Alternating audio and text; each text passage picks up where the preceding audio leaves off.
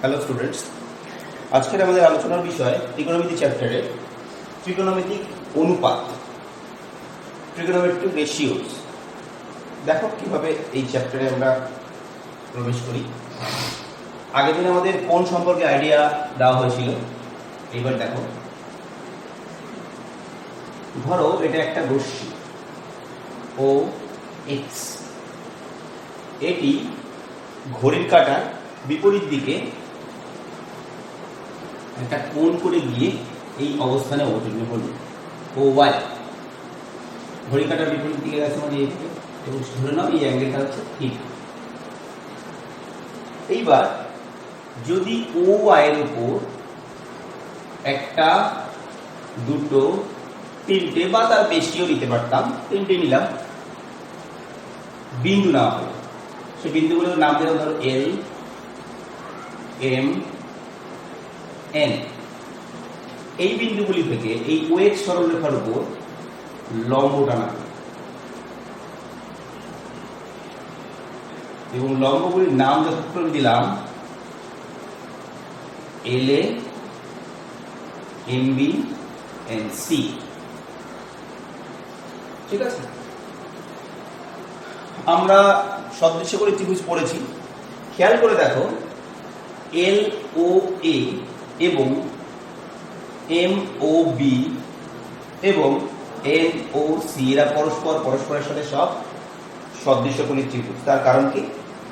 তার কারণ এদের একটা সাধারণ কোণ রয়েছে ও, এবং এল এ সমান্তরাল এম বি সমান্তরাল এল সি। এই সম্পর্কে সদৃশ্যতার চ্যাপ্টারে তোমাদের আলোচনা করা হয়েছে। তাহলে যদি সদৃশ্য কোণী ত্রিভুজ হয়ে থাকে, এরা তাদের মধ্যে একটা রিলেশন আছে, বাহুগুলোর মধ্যে রিলেশন আছে। সেই বাহুগুলোর মধ্যে রিলেশন থেকে আমরা কি পেতে পারি? খেয়াল করো, এল এ বাই ও এল ছোট ত্রিভুজটার জন্য, তারপরের যে ত্রিভুজটা রয়েছে সেটার জন্য কি হবে? Equals to M B by O M. সবচেয়ে বড় ত্রিভুজটার জন্য আমরা এটা বলতে পারি ইকুয়ালস টু, কি বলতে পারি? N C by O M. এইটা বলতে পারি। এটা এক নম্বর দিলাম, এটা বলতে পারি। আরো অনেকভাবে বলতে পারি। 2 নম্বর দেখো, আমি নিচে লিখছি। 2 নম্বরের ক্ষেত্রে 2 নম্বর কি বলবো? O A by O L equals to A B by O M equals to, sorry এটা এ বি নয়, একটু ভুল হলো, ও বি হবে। ও বি পরেরটা হচ্ছে O C by O N. এটা হলো 3 নাম্বার। আরো বলতে পারি, দেখো কি,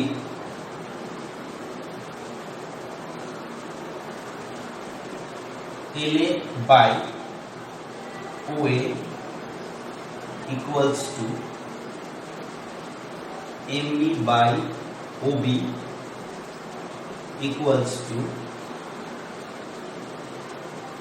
N C by O C. এই 3টে বলতে পারি, আরো বলতে পারি, সেগুলো আমরা পরে আসছি। আগে এইটুকু জিনিস নিয়ে আমরা আলোচনা করিনি। তাহলে দেখো কি হয়। এই যে অনুপাতগুলো পেলাম, বাহুগুলোর অনুপাত, এদের একটা নাম দেওয়া যায়। এইটা কি বলা হচ্ছে ত্রিকোণমিতিক অনুপাতের ক্ষেত্রে? দেখো, এইটা হচ্ছে এল এ। এল এ কোনটা? লম্ব। ও এল হচ্ছে অতিভুজ। এই লম্ব বাই অতিভুজ, এইটাকে নাম দেওয়া হচ্ছে S I N E, sine of এই যে অ্যাঙ্গেলটা আছে থিটা। ইন শর্ট এটাকে বলা হয় সাইন থিটা। তাহলে সাইন থিটা মানে কি বুঝবো? যে যে ট্রায়াঙ্গেলটাই হোক না কেন, ছোট ট্রায়াঙ্গেলটা হোক, তার পরের ট্রায়াঙ্গেলটা হোক বা বড় ট্রায়াঙ্গেলটা হোক না কেন, তার লম্ব এবং অতিভুজের যে অনুপাত সেটাকে বলবো সাইন থিটা। থিটা কি জিনিস? এটা হচ্ছে ধনাত্মক সূক্ষ্ম কোণ। এই অ্যাঙ্গেলটাকে থিটা বলা হচ্ছে। ভেরি গুড, ঠিক আছে। পরেরটাতে এসো, যে OL by OA by OL, O A by O L, তাহলে ভূমি বাই অতিভুজ, প্রত্যেকটাই আমি ভূমি বাই অতিভুজই করেছি। তাহলে ভূমি বাই অতিভুজ এটার একটা নাম দেওয়া যাক, এটাকে বলা হচ্ছে cosine, COSINE of that theta, angle theta. এটাকে ইন শর্টে আমাদের কি লেখা হয়, কস থিটা। ঠিক আছে, ঠিক একইভাবে এইটাকে বলা হয়, দেখো লম্ব বাই ভূমি, এলএ বাই ওএ, এটাকে বলা হচ্ছে tangent, TANGENT, tangent theta. In short বা শর্টে বলা হয় ট্যান অফ থিটা, যেখানে থিটা একটি ধনাত্মক সূক্ষ্মকোণ। থিটার মান কোথা থেকে কত পর্যন্ত হবে, 0 ডিগ্রি থেকে 90 ডিগ্রি পর্যন্ত। ক্লাস আমরা কি দেখলাম, যে একটা ত্রিভুজ এবিসি, এটা অবশ্যই সমকোণী ত্রিভুজ, এটা 90 ডিগ্রি বি কোণটা, এবং থিটা কোণটাকে বলা হচ্ছে ধনাত্মক সূক্ষ্মকোণ, যার মান 0 ডিগ্রি থেকে 90 ডিগ্রির মধ্যে। সেক্ষেত্রে এই যে লম্ব এবি এবং অতিভুজ এসি, এদের যে অনুপাত সেটাকে বলা হয় সাইন থিটা। ভূমি বাই অতিভুজ, বিসি ভূমি এবং অতিভুজ এসি, এদের যে অনুপাত সেটাকে বলা হয় কস থিটা বা কোসাইন থিটা, আমরা শর্টে কস থিটা বলবো। আর লম্ব বাই ভূমি যেটা রয়েছে এবি বাই বিসি, সেটাকে বলবো আমরা ট্যান থিটা বা ট্যানজেন্ট অফ থিটা, শর্টে ট্যান থিটাই বলবো। ঠিক আছে, এইটুকু আমরা শিখলাম। এবার দেখো, যদি এগুলো উল্টে যায়, দ্যাট ইজ অনন্যক যদি হয়ে যায়, কিরকম, অতিভুজ বাই লম্ব যদি হয়ে যায়, তখন কি হবে, এখানে অতিভুজ বাই লম্ব, তখন এটাকে আমরা কি নাম দেব, তখন এটার নাম হয়ে যাবে কোসেক থিটা। Cosec theta. যদি অতিভুজ বাই ভূমি হতো তাহলে কি হতো, অতিভুজ বাই ভূমি হতো, তাহলে সেটার নাম দিতাম সেক থিটা, SEC। যদি ভূমি বাই লম্ব হতো তাহলে তাকে আমরা বলতাম কট থিটা। তাহলে 6টা কোণ অনুপাত, 1 নম্বর, 2 নম্বর, 3 নম্বর, এইটা 4, 5, এই 6, এই 6টা কোণ অনুপাত আমাদের ত্রিকোণমিতিতে আছে। প্রাথমিকভাবে এদের মধ্যে যে সম্পর্ক সেটা কেমন, খেয়াল করুন। সাইন থিটাকে অবশ্যই আমরা বলতে পারি 1 বাই কোসেক থিটা, বা উল্টো কোসেক থিটাকে বলতে পারি 1 বাই সাইন থিটা। কিভাবে দেখো, কস থিটাকে বলতে পারি 1 বাই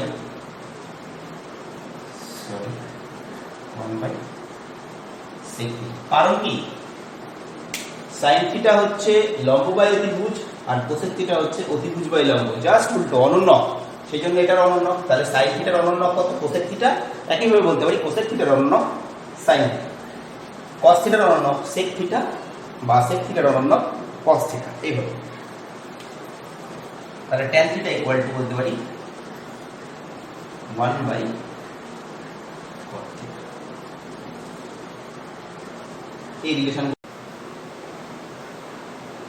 এতক্ষণ পর্যন্ত আমরা যা শিখলাম, তারপরে আমাদের কিছু রিলেশন প্রুফ করতে হবে। রিলেশনগুলো খেয়াল করে দেখো। 1 নম্বর relation, sin square theta plus cos square theta equals to 1,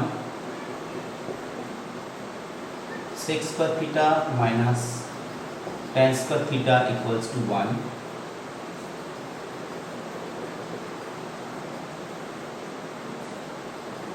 cosec square theta minus cot square theta equals to, তিনটে প্রুফ করব।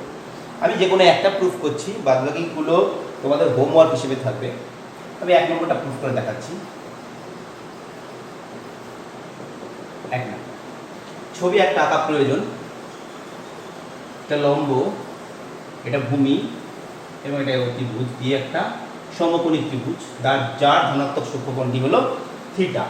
নাম দাও A, বি সি, বি কোণটা অবশ্যই 90 ডিগ্রি। তাহলে এই ধনাত্মক সূক্ষ্মকোণ সাপেক্ষে এটা আমার ভূমি, এটা আমার উচ্চতা বা লম্ব, আর এটা হচ্ছে অতিভুজ। তাহলে লেফট হ্যান্ড সাইড দেখো, মানে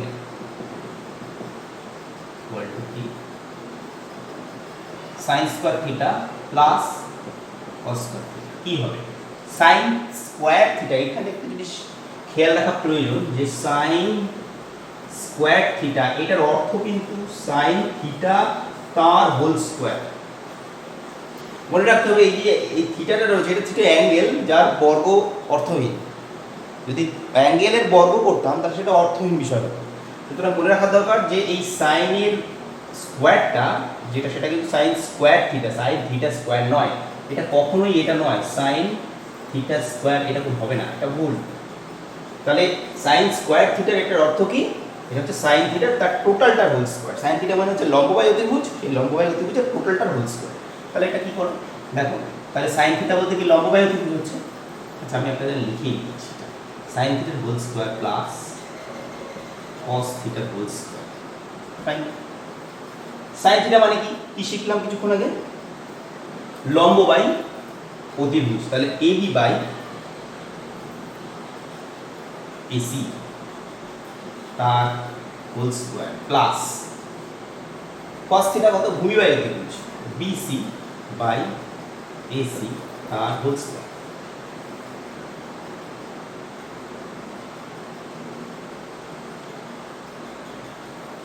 এগুলোকে বাহু যেহেতু দৈর্ঘ্য সেজন্য আমরা উপরের বারও দিতে পারি। যাই হোক, তাহলে কি হবে দেখো, খেয়াল করে এসি হোল স্কোয়ার এখানে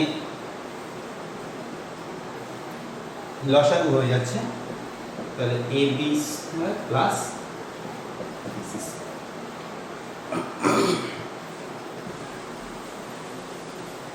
এইবার একটা জিনিস খেয়াল করো, এটি একটি সমকোণী ত্রিভুজ, তার মানে পিথাগোরাসের উপপাদ্য সিদ্ধ করবে।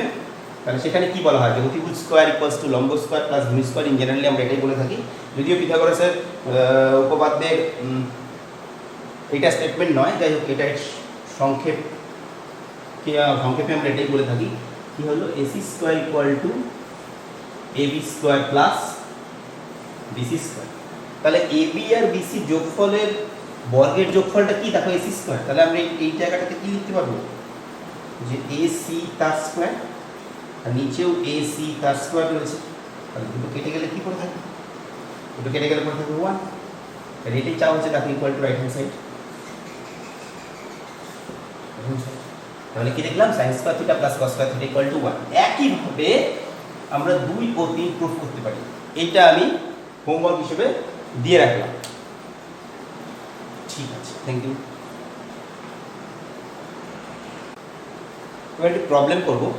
প্রবলেমে আসার আগে একটা রিলেশন সম্পর্কে বলে দিই। দেখো, সাইন থিটা কি বলেছিলাম? লম্ব বাই অতিভুজ। কস থিটা কি বলেছিলাম? ভূমি বাই অতিভুজ। যদি এটা ডিভাইড করো দুটোকে, ধরো sine theta by cos theta, sine theta by cos theta করবো, তাহলে কি দাঁড়াচ্ছে আমার?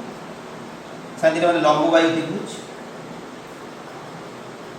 আর এটা ভূমি বাই অতিভুজ। তাহলে যদি উঠে যাবে তাহলে অতিভুজ ভূমি, অতিভুজ কেটে যাচ্ছে, তাহলে লম্ব বাই ভূমি হচ্ছে। তাহলে লম্ব বাই ভূমি কি? ট্যান থিটা না? তাহলে ইকুয়ালস টু ট্যান থিটা বলতে পারি। তাহলে এখান থেকে একটা রিলেশন পাচ্ছি যে tan theta equals to sine theta by cos theta. তাহলে এক্ষেত্রে একটা আরেকটা রিলেশন আমাদের এখানে জুড়বে যে tan theta equals to sine theta by cos theta. এগুলো একটা রিলেশন। যাই, এবার প্রবলেমটাতে এসো। কি বলেছে? যদি সাইন থিটা ইকুয়াল টু 3/5 হয় তো বাকি যে আর 5টা কোণ অনুপাত আছে, টোটাল কোণ অনুপাত দেখো 6টা, 1 2 3 4 5 6। এটা কোন সাইন থিটার ভ্যালুটা বলে দিয়েছে যে সেটা 3/5, তাহলে বাকিগুলো আমাদের বার করতে হবে। কীভাবে করবো দেখো, দুটো প্রসেস আছে। ফার্স্ট যে প্রসেস আছে সেই প্রসেসটা আমি করছি সুবিধার্থে। একটা ট্রায়াঙ্গেল লিখে নেব, এ বি সি, যেটাকে সি অ্যাঙ্গেলটাকে থিটা দিলাম, যেটা ধনাত্মক সূক্ষ্মকোণ। দেখো বলে দেওয়া আছে sin থিটা ইকুয়াল টু 3/5 অনুপাত, তবে লম্ব বাই ভূমি, সরি না কি, sin থিটা হচ্ছে লম্ব বাই অতিভুজ, তাহলে লম্বকে আমরা বলবো কত, 3 বলাটাকে উচিত, যেহেতু অনুপাত তাহলে 3k বলবো। আর অতিভুজকে কি বলবো, 5k। অবশ্যই k নট ইকুয়াল টু 0। তাহলে লম্ব পেলাম, অতিভুজ পেলাম, তাহলে ভূমি কত, ভূমি ইকুয়ালস টু বলতে পারি রুট ওভার অফ পিথাগোরাসের উপপাদ্য থেকে অতিভুজ স্কয়ার মাইনাস লম্ব স্কয়ার। তাহলে অতিভুজ স্কয়ার কত, যদি এইটাকে হোল স্কয়ার করে দাও 25k স্কয়ার মাইনাস এটা কত হবে 3k হোল স্কয়ার মানে 9k স্কয়ার, তাহলে এটা কত হচ্ছে 16k স্কয়ার মানে 4k। ভূমি হয়ে গেল 4k, লম্ব 3k ছিল, অতিভুজ 5k ছিল এবং ভূমি ছিল 5k 4k। তাহলে খেয়াল করো এই তিনটের সাহায্যে আমরা বাকি যে 5টা কোন অনুপাত সবকটা পেয়ে যাব। কেমন ভাবে দেখো, ধরো আমাকে cos থিটা বার করতে হবে, sin থিটা তো দেওয়া ছিল, তাহলে cos থিটা যদি আমাকে বার করতে হয়, cos থিটা ইকুয়াল টু কি করব, cos থিটা মানে হচ্ছে ভূমি বাই অতিভুজ।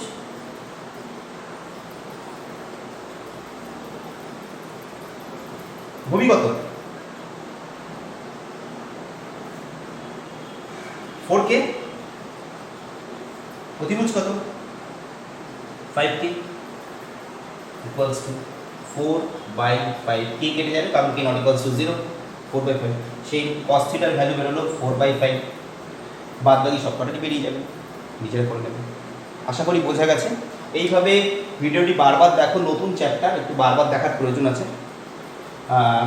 বারবার দেখলে এই রিলেশনগুলো সম্পর্কে একটা আইডিয়া তৈরি করে নিতে হবে, তাহলে দেখবে সব অঙ্ক করতে পারছো। ঠিক আছে, থ্যাংক ইউ।